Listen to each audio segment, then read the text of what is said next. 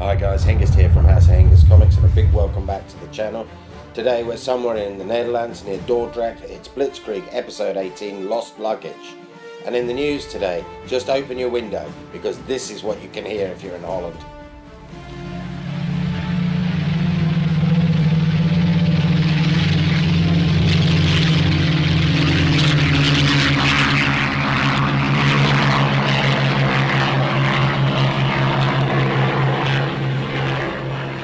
Germans have launched a massive airborne operation, and as this map indicates, this is between the 12th and 14th of May.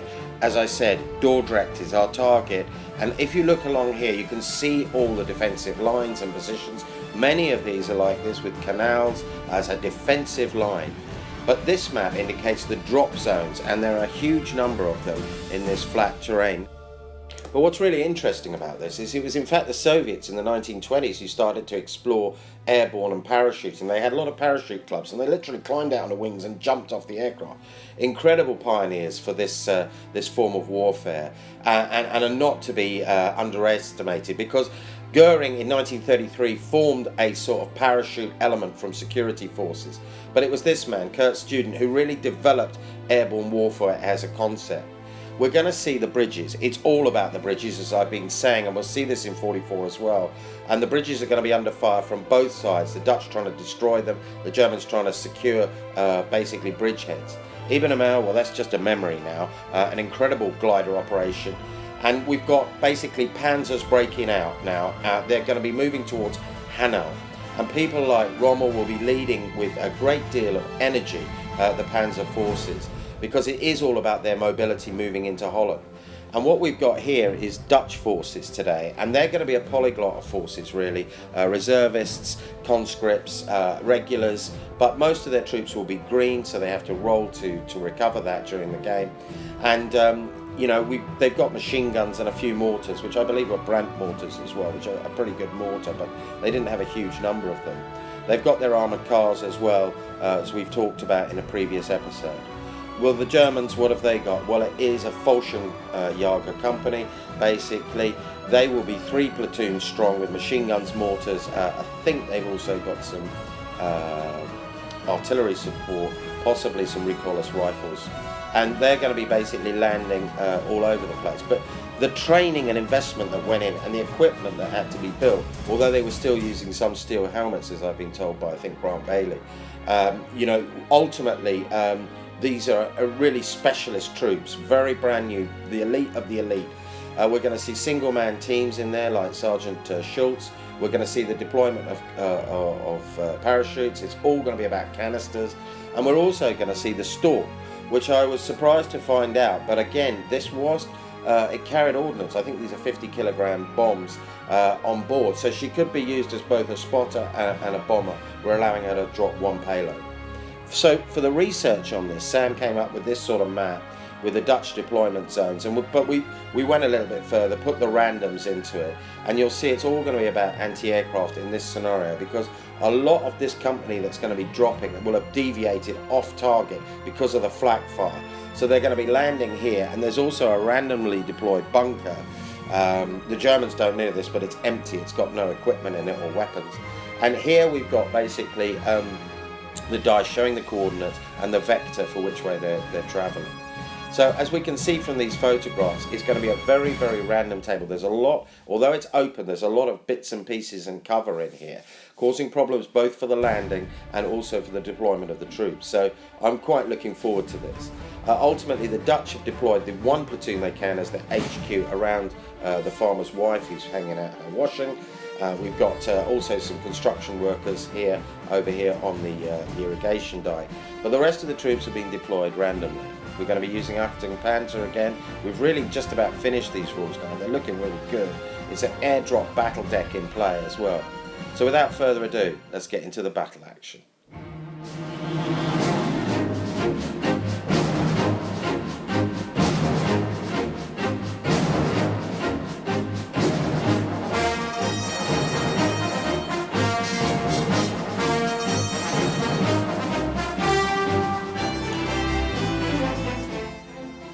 Conditions aren't good at all. Basically, the aircraft have come under flak, they've got their flight line, it's a temporary flight line, and they drop. The landing is not good either. Key teams are destroyed, including the anti-tank rifle. And as the Germans basically try and get their proverbial together and rush for their canisters, because they've only got pistols at the moment, what we see now is basically they launch an immediate assault, find the bunker is empty and unarmed, much to their relief, and basically then try and take on the heavy machine guns who are also deployed behind it, but they are repelled and ultimately pushed back, and it's not a good start for the Fallschrimjaeger. They managed to inflict some casualties with the second platoon that's landed on the bicycle troops when the Stork arrives, and this is really good news for the Germans because now they have eyes on over the battlefield, and their second platoon manages to rearm, and that's doing quite well against the bicycle troops and is opening fire but falling back and sort of consolidating their position around the bunker, when again, still unarmed, although there's a reaction test to pick up rifles, they assault. Again, the first platoon led by the energetic officer, Sergeant Schultz, they take basically out the heavy machine gun teams, drive them back, they're counterattacked by the Dutch Rifle HQ platoon, and a brutal battle occurs because the Germans are re-rolling successful hits. They've only got pistols in combat. But this fight goes on, back and forth, still trying to pick up rifles, unable to pick up rifles. The Dutch medic is no good at all, unfortunately, today. But Sergeant Schultz leads his men and breaks basically through, driving the machine guns off. And this is witnessed by the commanding officer, the 1IC. They managed to drive in, basically break the machine gun platoon, and all that's left effectively is one base of the Dutch rifle team with a medic that falls back into the paddock.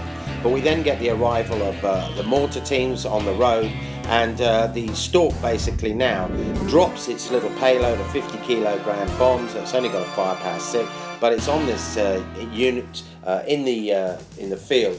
And they also, the Germans deploy their ambush, which is basically the dummy parachutes, but the recon troops don't fail their reaction and don't move off towards it. So we're nicely poised as the next phase of the battle occurs, when we suddenly see armoured cars arrive again through the deck. They arrive straight away, the first card really. The mortars have set up and begin to look for targets to open fire, but they can't bombard, having just unloaded. What we now see is first Fallschrimjaeger platoon collect. It's in a very depleted state, its canisters and arm up, so to speak, just as the second wave of anti-Jews arrives, dropping pretty much in the same place. It's got heavy weapons and an extra infantry platoon with it as well.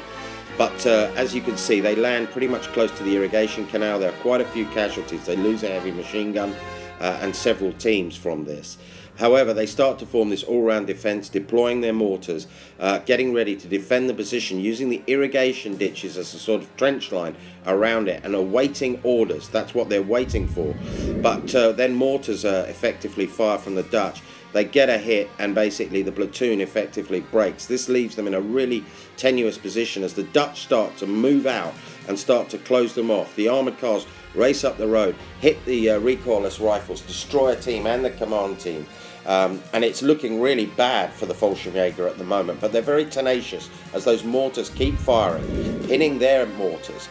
But their mortars recover and open fire and catch the unit in all-round defence, the Dutch force, destroy 12 and basically bring suppression on it. It's got 3 now. This is constant fire on the same position, suppressing it. And what we see now is that one lone recoilless rifle fire back with only 3 men. It hits the armoured car. It does basically mobility damage and suppresses it for a turn or 2. And basically what we then see is effectively a random card as another anti-Jew from another flight comes pouring in. Is it going to hit the table? It doesn't, fortunately, and crashes off table as the Dutch begin to encircle basically the German position. That one armoured car causing a lot of problems. The Storch is redirected to spot basically against the conscript Dutch moving forward as the Dutch bicyclists move down the road to support the armoured car and try and cut off effectively any escape route for the German forces. And now finally, at last, in pretty much the penultimate turn, we get orders from headquarters. We've got directions where they're to move on to their objective. And if we look at this map here, you can see the landing zone. They've taken up an all-round defence, well, where paratroopers were expected to be surrounded, as one comment was, and they're trying to move to those 3 white squares, which is their breakout and objective target, their RV point.